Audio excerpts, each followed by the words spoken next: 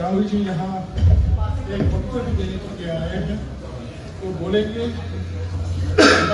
कोई सवाल जवाब नहीं होगा उनसे, क्योंकि उनका पत्रकार सम्मेलन परसों श्रीनगर में है। उनके वक्तव्य के बाद वो छोड़ेंगे यहाँ से और हम लोग यहाँ बैठे रहेंगे, प्रेस कॉन्फ्रेंस जारी रहेगा। जो कुछ सवाल आपको करने हैं मुझसे, मीर साहब से, इसी अध्यक्ष से आप कर सकते हैं। राहुल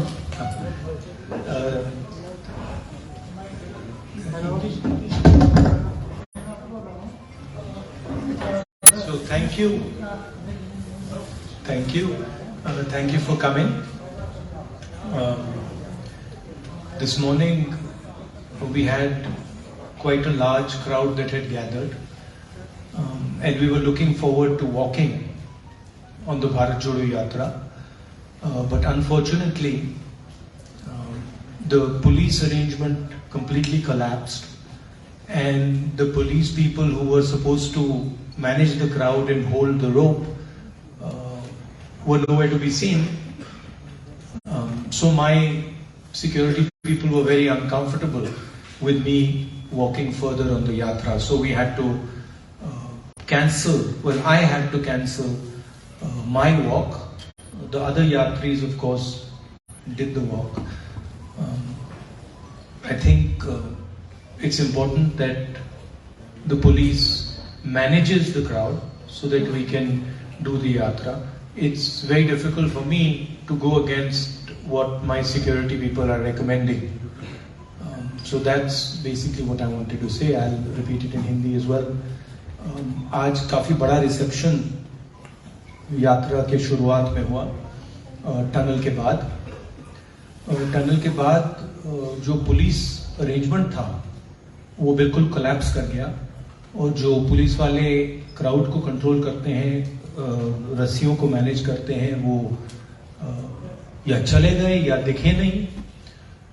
तो मेरी जो सिक्योरिटी डिटेल थी उन्होंने हमें कहा कि हमें आगे नहीं चलना चाहिए, इसलिए हम नहीं चल पाए। एडमिनिस्ट्रेशन की जिम्मेदारी है कि जो क्राउड कंट्रोल होता है, पुलिस का जो रोल होता है उसको गारंटी करें। मुझे मालूम नहीं क्यों हुआ, बट कल और परसों ऐसा नहीं होना चाहिए। थैंक यू, शुक्रिया।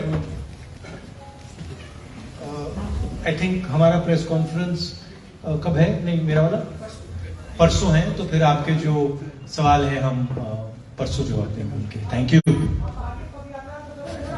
आगे हाँ जी, करेंगे, जारी रहेगी।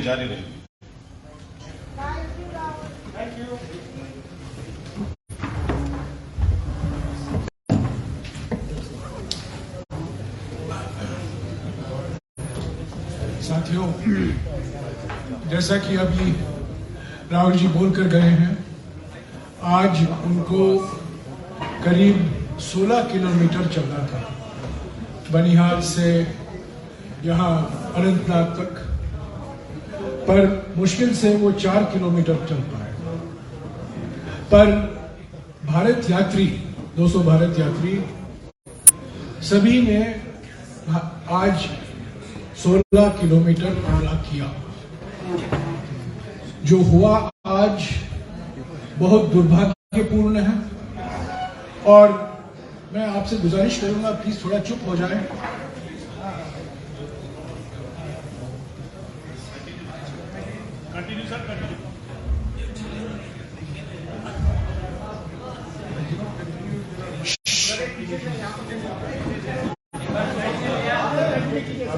आप लोग एक बार सुन लें प्लीज, शांत हो जाएं।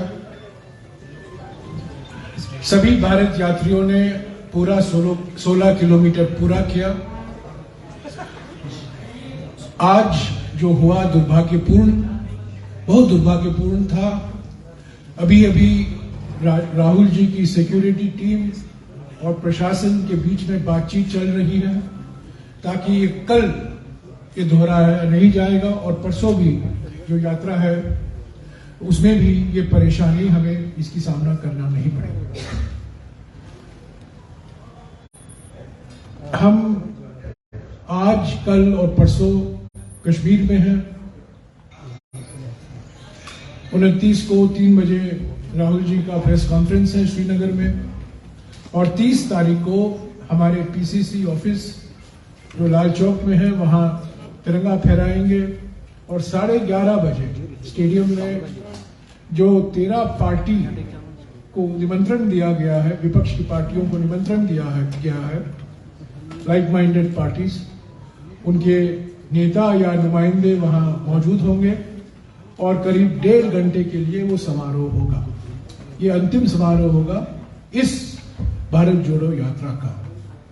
इसके साथ साथ कल 26 जनवरी को कांग्रेस पार्टी संगठन की ओर से हाथ जोड़ो अभियान की शुरुआत हुई है सभी राज्यों में, और इस अभियान के माध्यम से राहुल जी का संदेशा, एक पन्ने का संदेशा भारत जोड़ो यात्रा के बारे में, और 1 पेज का चार्जशीट मोदी सरकार के विफलताओं के खिलाफ, वो हमारे कार्यकर्ता घर घर जाएंगे और घर घर पहुंचाएंगे। ये अभियान कल शुरू हुआ है, 26 मार्च तक चलेगा, पर कुछ ऐसे राज्य हैं जो चुनाव हो रहे हैं वहां फरवरी के महीने में, तो हो सकता है कि 3-4 हफ्ते और लगेंगे, पर कुछ भी हो 26 अप्रैल तक सभी राज्यों में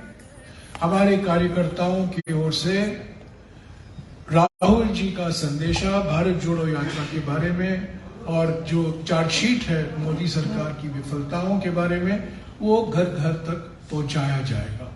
ये मैं समझता हूं हमारे संगठन के इतिहास में इतना बड़ा आउटरीच कार्यक्रम, संपर्क कार्यक्रम नहीं चलाया गया है, और ये इसलिए जरूरी पड़ी ताकि हम सभी को भारत जोड़ो यात्रा का संदेशा पहुंचा सकें।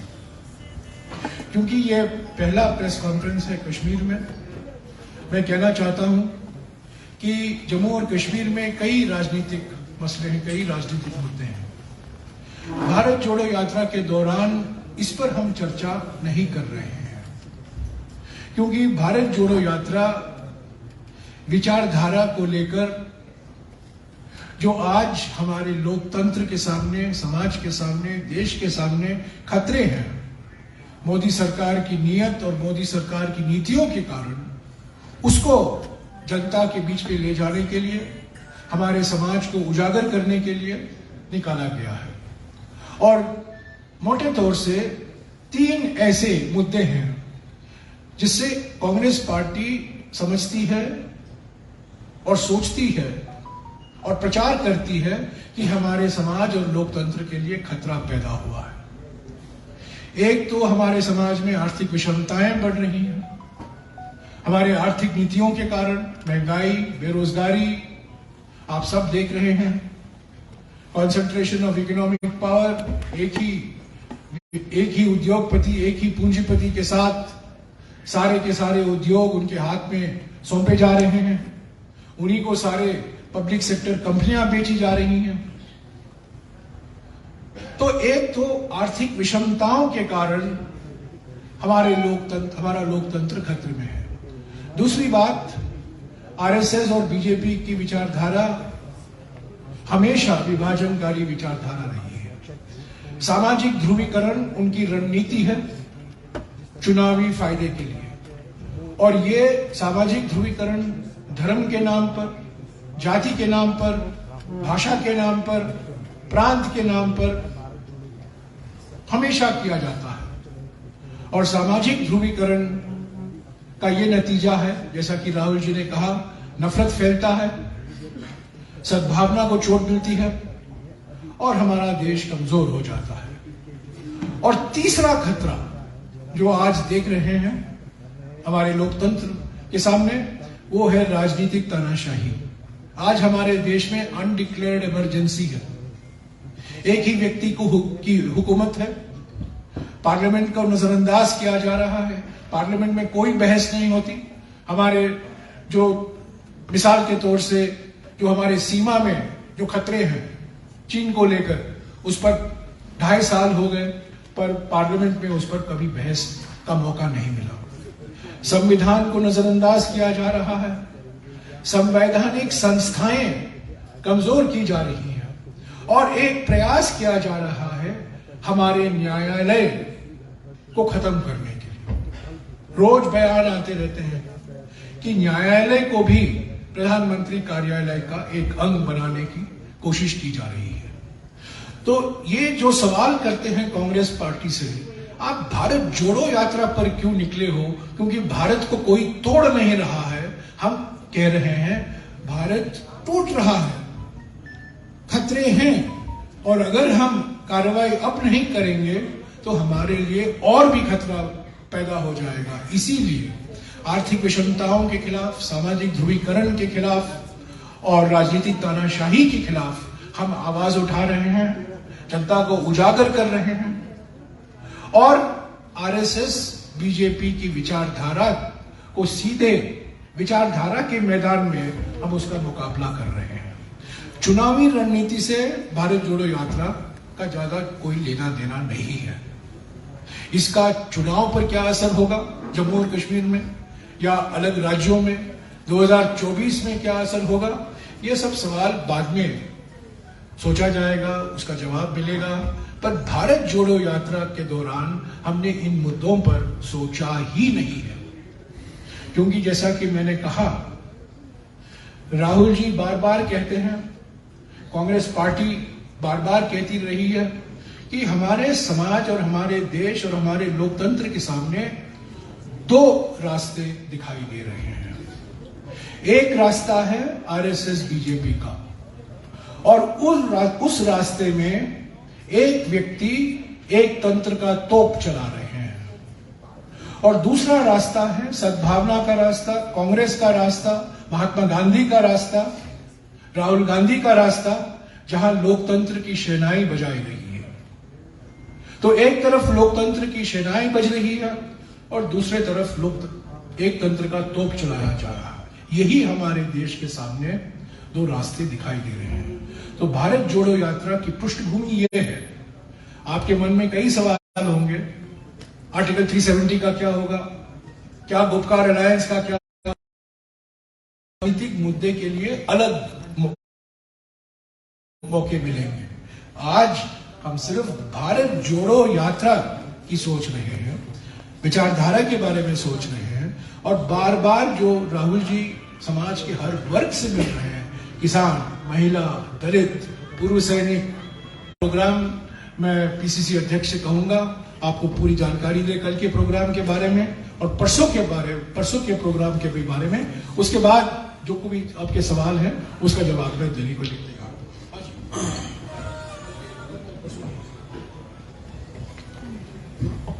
थैंक यू जयराम जी। कल जो पदयात्रा कश्मीर में होगी वो जुरसू के मुकाम पे निम्बल अवंतीपुरा, जहां पे पेट्रोल पंप है एचपी का, वहां से शुरू होगी। और उसमें मुझे लगता है मैक्सिमम महिलाएं भी उसमें शरीक हो रही और महबूबा मुफ्ती जी भी उसमें आ रही हैं। तो महिलाएं उसमें शरीक हो रही हैं और उसमें हमारी महान नेता प्रियंका गांधी जी शायद उसमें शामिल हो सकती हैं। उसमें ज्यादातर महिलाएं चलेंगी और महबूबा जी भी उसमें चलेंगी। ये हिंदुस्तान पेट्रोलियम का पंप है जुरसू के मुकाम पे निम्बल अवंतीपुरा में। और उसके बाद ये बिरला जो है, बिरला इंटरनेशनल स्कूल जो है, वहां पे टी ब्रेक होगा। और नाइट हाल्ट जो है पेंथा चौक ट्रक यार्ड में के मुकाम पे होकर वहां से दूसरे दिन चलेगी पद यात्रा 29 को पेंथा चौक से चलेगी और वहां से चलते चलते नेहरू पार्क में एंड होगा। नेहरू पार्क में एंड होने के बाद फिर प्रेस कॉन्फ्रेंस होगी और आप सबसे मुलाकात होगी। Thank you very much. मैं मीर साहब से गुजारिश करूंगा क्योंकि आज की घटना काजीगुंड में हुई, उसके बारे में आपको कुछ अवगत कराएं। थैंक यू जयराम जी और सारे साथी।